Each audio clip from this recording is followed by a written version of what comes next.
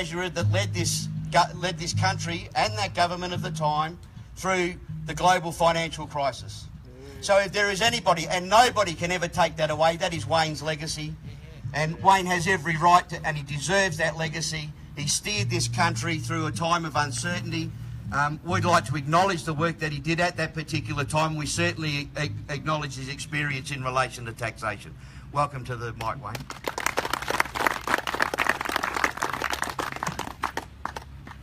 Well, thanks very much to the MUA for organising today, and to my parliamentary colleagues who've done such great work in the Senate. The work in the Senate about what these companies have been up to has been invaluable in lifting the public profile of this issue. Because I think what we need to understand that in this country we have a group of vested interests who are seeking to widen inequality in our society and in our economy. Basically, through trickle-down economics, they want to deliver tax cuts for the rich, deregulation for the powerful, and wage suppression for everybody else. And essentially that is at the core of the budget that was produced here this week. The $50 billion corporate tax cut has absolutely nothing to do with creating jobs and growth. What it's all about is further wealth concentration in Australia. Their own modelling from the Treasury shows it will not produce increased wages of any substance. It will not produce increased growth.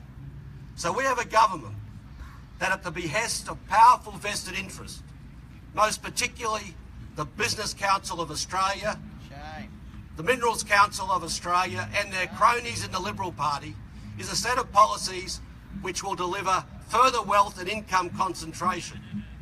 And the victims of that will be the working people of Australia. And it is felt because their taxes will be higher, because the taxes of the rich are lower. And the services that they receive will be eroded because there isn't sufficient tax revenue to provide for the education and healthcare needs of our population. Now, when I think about tax evasion, and I think about companies like Chevron, I actually don't use the sort of term that of just tax avoidance. What these people are up to is that they are tax termites. They are eating away like white ants at the very fabric of our society. They're bludgeoning on Australians by not paying their way. Now, we have a lot of evidence now about the extent of tax evasion in Australia that we didn't have before, because in 2013 your Labor government passed legislation that for the first time meant that the affairs of these companies could be made public. When I was Treasurer, we passed some laws on what's called transfer pricing to stop the tax evasion of companies like Chevron. Now, it's taken years for the court case that has dealt with Chevron's tax evasion to come to court. But it came to court, and a couple of weeks ago, the federal court ruled that Chevron was a tax termite. But it's not just Chevron. It's also respectable Australian companies that have turned into tax termites in recent years. The same companies that came to my office up there in the Parliament and sat there in the building with me, telling me how much tax they were going to pay when all these projects came to fruition, walked out of my door, as we now know in retrospect, and set up in tax havens right around the world to avoid the responsibilities to the Australian people that they had promised they would fulfil to the Australian government. So from many of these companies, companies like BHP, companies like Rio, companies like Chevron, they have been deliberately and maliciously eating away at the revenue base of our country to make us poorer.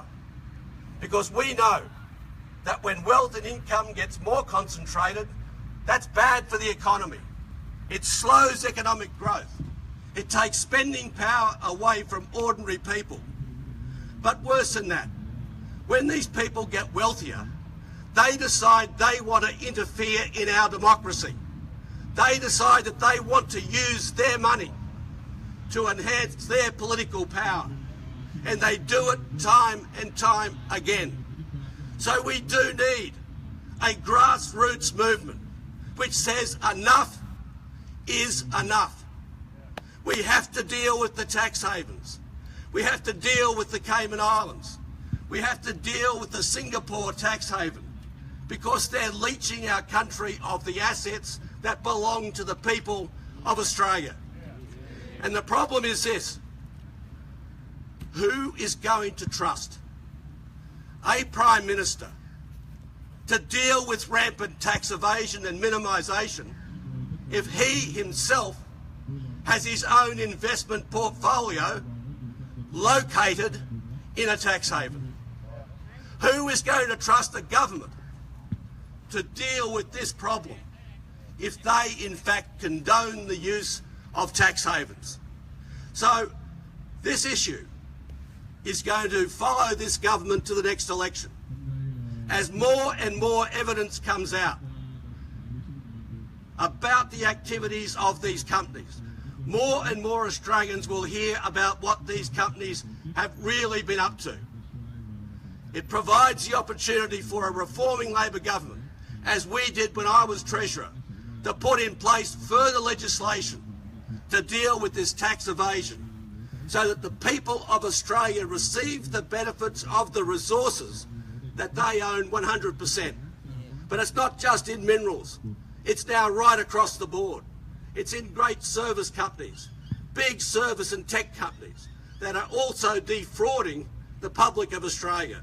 To take back our country, we need a much more progressive tax system. We need a government committed to cracking down on tax havens and taking on the power of big money. And I can assure you, we're up for the fight.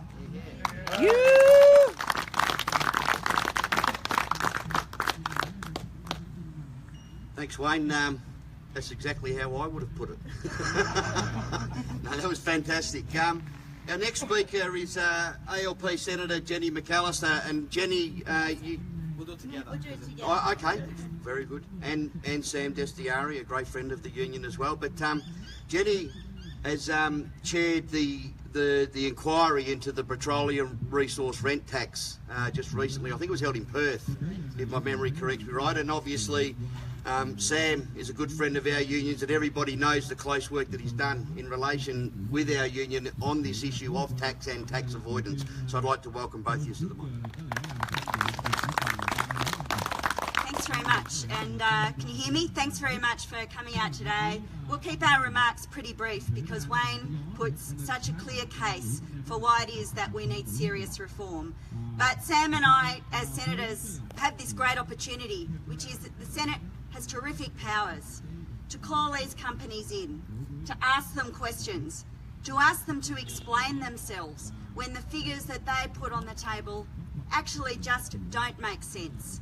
And that's what we've set about doing over the last few years through the process of this committee, and it's been my great pleasure to work with Sam and indeed to work with Pete and with many other stakeholders like Jason, who've given us so much ammunition to ask the right questions, ask the hard questions of these companies and get them to account for themselves. Now, with the PRRT, what is becoming clear is that this was a tax regime designed with the best of intentions, designed to ensure that when the companies were making great profits, we too, as the Australian people, would get our share of the profits they were reaping from extracting resources. But it is becoming clear that that regime will not deliver what it has promised. And untangling all of that is hard. It's not straightforward, and it's our job as senators to come up with a mechanism that can make sure that we don't see decades before we reap any reward whatsoever from the companies that are themselves reaping rewards from our resources. I don't pretend it's straightforward, but it's our job to find a solution to this, and we have set ourselves that task. I guess there's three areas where I think we need action. We know that when we give the tax office extra resources, they're actually pretty good at chasing these guys down, and that is a core part of what Labor will take to the next election. Additional resources to the tax office to let them get this, to go after these companies. We know we need legislative reform, but we also know that these are international companies, and we need to play our part in an international arrangement to start closing the loopholes, not just in Australia, but all across the world. And sadly, the government we have at the moment goes to these international forums, talks a big game, and then never, ever delivers. And so it's those three areas that I emphasise: resources for the tax office, ledger reform, and a serious effort to engage with the international project and to deliver on it back home. They're the things we're thinking about, and we're thinking very carefully about the PRRT and the great failure of policy in that area at the moment. It's great to be with Jenny, not only because I don't have to readjust the microphone, but look, it was really good to have Wayne here earlier. Sometimes I just wish Wayne wouldn't hold back and tell us what he really thinks, you know. I'm like, Wayne, stop sitting on the fence when it comes to tax avoidance. But look, just want to give an example of what we're up against. Take this basic fact that Chevron paid $0 of tax last year. They paid $0 of tax the year before that. They'll pay no tax next year. And the reason why I was a tiny bit late, I was just in the chamber having this argument where, with one phone call, a Liberal Party senator from Western Australia runs down, quickly jumps in and says, oh, how dare you say they paid no tax? 4 or 5 years ago they paid a couple billion in tax, which, you know, is a significant figure. But like they're doing us a favour. You know, like them paying any tax at all is meant to be some blessing that we're meant to be thankful for. These are our resources they're pulling out of the ground. And look what they're doing, look what their strategy is. They're highly litigious. They have a strategy of destroying organisation, trade unionism, tax justice, whatever it is, through the process of the courts. You know, they sue quickly, they shut down any dissent. Now, again, you can argue in doing so they're operating within the law, and in many cases they are. You have to ask yourself, how fair is a system that allows them to exercise that?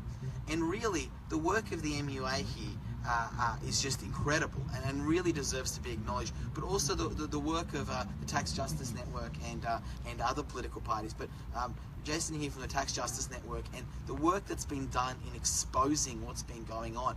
And there's journalists out there. There's a piece by Michael West that was overnight.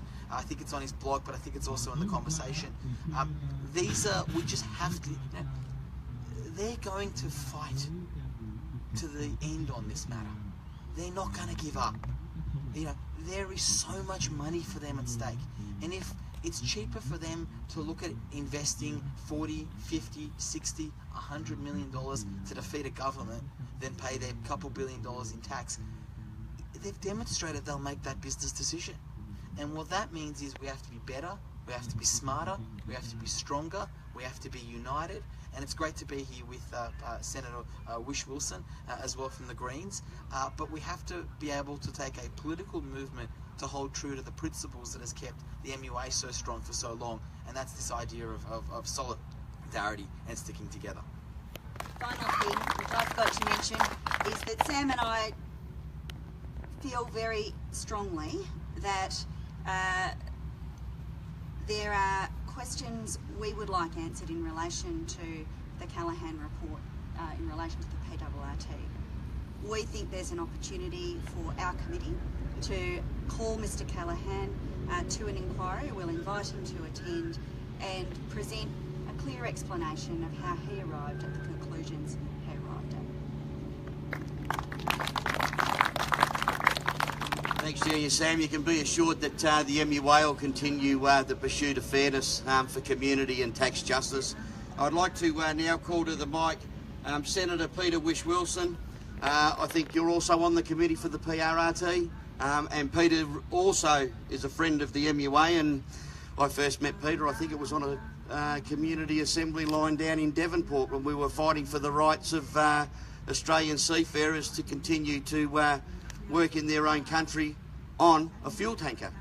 And back in those days when we were fighting, it's already been said, and I think the proof's there now. We're a country that does not carry 1 ounce of fuel in an Australian flagged or an Australian crewed vessel. And that is the reason, and this is where we got involved and how we got to understand the issue about tax and the avoidance of their obligations in terms of what they do, because they don't think they have to employ Australians. They don't think they have to employ tax. And these are the kinds of things that draw like-minded people together to make sure that we do get the right policies in this country. And I know Peter's a big supporter of that. Thanks, Peter. Welcome. Thank you. Thank you for caring about this issue. Well, thank God for the MUA. I just wanted to make a special thanks to your union for the leadership that you've shown, certainly since I've been in Parliament in the last 5 years, on fighting this government's free trade agenda. The MUA has stood up and led on the issue of the Trans-Pacific Partnership Agreement, which is essentially exactly what we're talking about today, about big corporations getting together with big business, with big government, and coming in here and circumventing our democracy, in fact totally circumventing our parliament. I'll be really quick, but I just wanted to especially thank you today for the stance that you've taken. Look, I initiated the Senate inquiry that's gone into the PRRT. The Greens have pushed for this for some time. We are working very well with other political parties, and I think it's really important to point out that what we discovered was that, and I'm going to give you this number, $238 billion. $238 billion of tax credits have been clocked up by these big, greedy, multinational oil and gas companies. $238 billion. That's 12 times the full Gonski spending. That's nearly 12 times the National Disability Insurance Scheme. 5 times the NBN project. It's nation-building money, monies for schools, for hospitals that we're not getting. Now, one of my favourite quotes is from an Australian author who wrote the book Shantaram. You may have read it, about India. And he said, the only thing more ruthless and cynical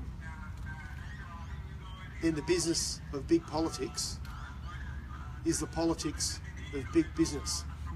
And when they get into bed together, they're an unstoppable force. And that's what we've got here. We've got big politics, the Liberal Party, in bed with these multinationals, and they're not going to pay any tax on the resources that we own.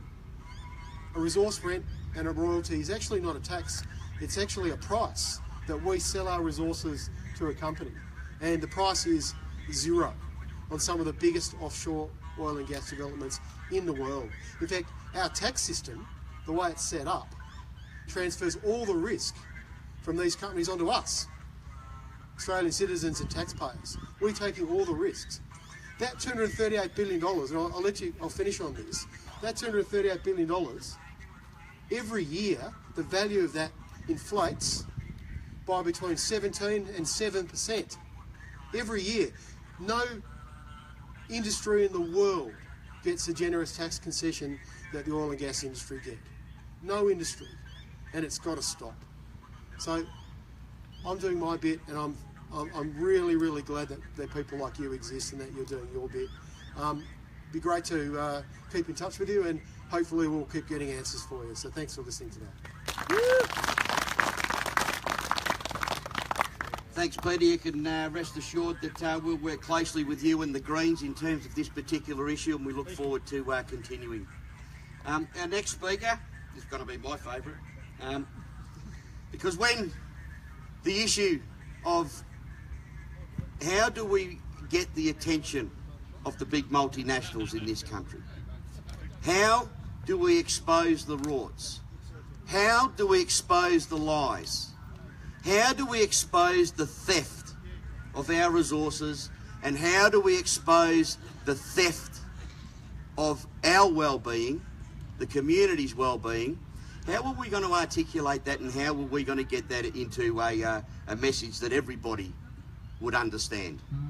And I didn't have the answer to that, and we managed to engage Jason, who has pretty much pulled this campaign together, pretty much exposed the corporations who are robbing us blind, pretty much exposed the federal government that doesn't have a backbone to dare ask multinationals for 1 cent of tax, It's Jason who formed the Tax Justice Network with other like-minded people and got that narrative together and is getting it out in the community to make sure that people understand exactly what's at stake here. If we don't change the policies, we don't change the legislation, and we don't stand up to these corporate thieves that are robbing us blind, taking our jobs and making sure that the next generation is going to live worse off than we do. That is not the country that we expected. That is not what we were taught. We were always told we enhance the quality of life, we leave it better for the next generation.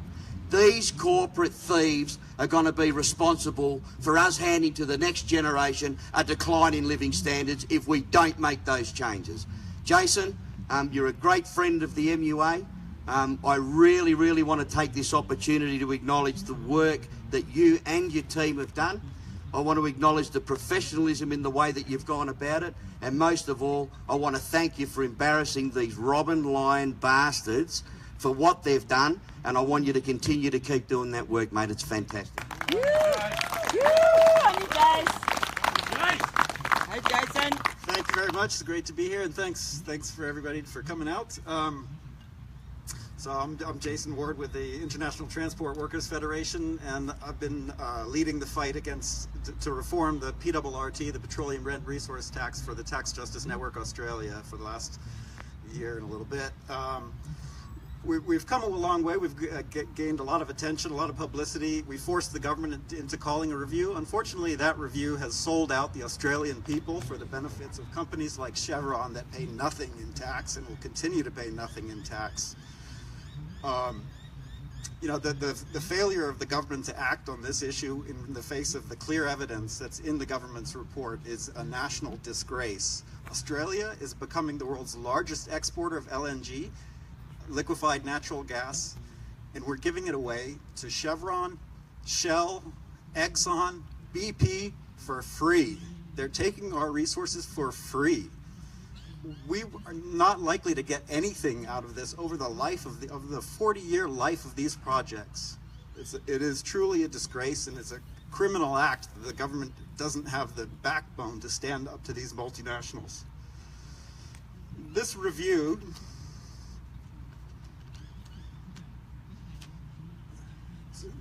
allowed the companies, it got data to analyze this issue from the premier consulting firm that is contracted by the industry, Wood Mackenzie, and allowed the companies to come in and manipulate the data to show that they might actually at some point in the distant future pay something for this resource.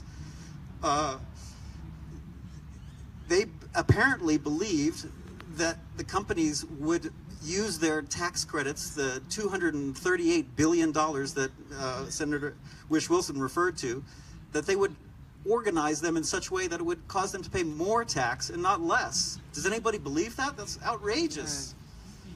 There's no way that these companies are going to structure their affairs in a way where they pay more and not less. They've proven that. You heard earlier about the Chevron federal court case. These guys are global masters of tax dodging in Australia and all around the world, and it has to be stopped. So the ATO, I have to give hats off to the ATO. They won that court case, and they are pursuing these guys. But the government, Turnbull and Scott Morrison, have no spine and have completely sold out and capitulated to big oil. It's a national, global disgrace. This report, so the Tax Justice Network had a proposal to introduce a 10% royalty for the 5 offshore LNG projects that are going to make Australia the world's largest producer and exporter of LNG. That proposal would have produced $2.8 billion in additional revenue every year. The government's PRRT review panel estimated that over the life of the projects, they would actually pay less than they're expected to with the PRRT as it stands now. If that were the case, do you think the industry would go along with that? This is complete and utter bullshit. They will never pay anything as long as they can get away with paying as little as possible. So I want to tell you a little bit about some of the Wood Mackenzie, the oil and gas consulting firm that I referred to earlier, and the government relied on its data, despite the fact that it was contracted with the industry for 2 reports during the period. They estimate that the PRRT over the 40-year life of these projects will produce between $7 billion and $25 billion. That's pocket change for these guys. That's pocket change. Qatar, on the same volume, gets $26.6 billion in royalties on LNG alone in 1 year. We're supposed to get between 7 and 25 billion over a 40-year. That's shameful. That's a disgrace, and frankly, it's not even true. Those estimates were done on oil price of US $60 to $80 per barrel. The price of oil now is below 50, and lots of oil economists don't think it'll ever get back up to $60 a barrel, and that locks in us giving away our gas for free. So these companies are not making what they thought they would make because the prices declined, but they're making a lot. Chevron has a stake Chevron's stake in the Gorgon project, the world's largest LNG project, the largest resource project in Australia's history. Their stake will produce 200,000 barrels of oil equivalent per day. That, if you take the current oil price or $60 price of oil, that equates to $33 billion in sales revenue from Australian LNG every year. And what is Australia getting out of that? Zero, nothing. We're not getting anything. They're taking it for free, and they're dodging their corporate tax in the process and making fools out of the Australian people. The government, completely backpedaled and capitulated to big oil, and this has to stop, and something needs to be done. We think that our proposal would actually collect $2.8 billion in revenue every year, and it would guarantee that we get something in return for our resources instead of giving them away for nothing. It would also level the playing field across the industry because other projects are already paying a 10% or a 12% royalty. Northwest Shelf pays 10%. Queensland CSG to LNG pays 10%. These guys pay nothing. They're getting it for free. The system is clearly broken, and the government has failed to do anything to stand up to big oil and change the system so that it benefits the Australian people for the exploitation of their resources. So we got to keep up the fight, and we got to, if this government doesn't have the spine to do anything, then the next government will. Thank you.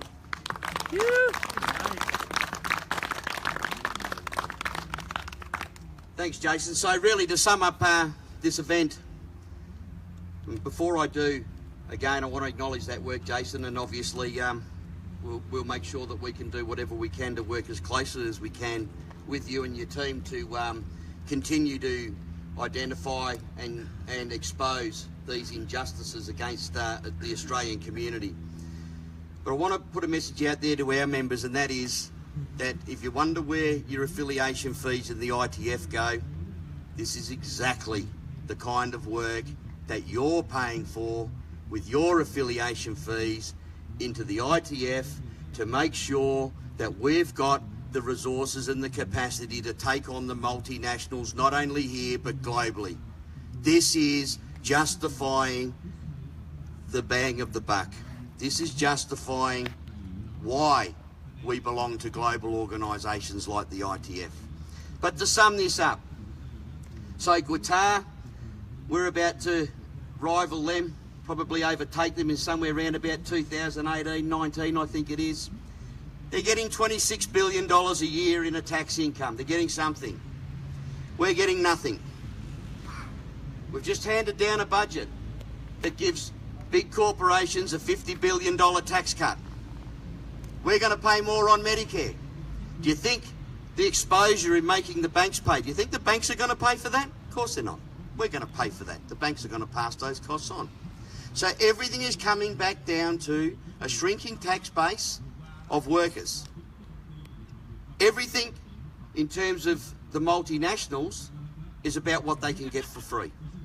Now, let's put the industrial context on that. The right to work in your own country.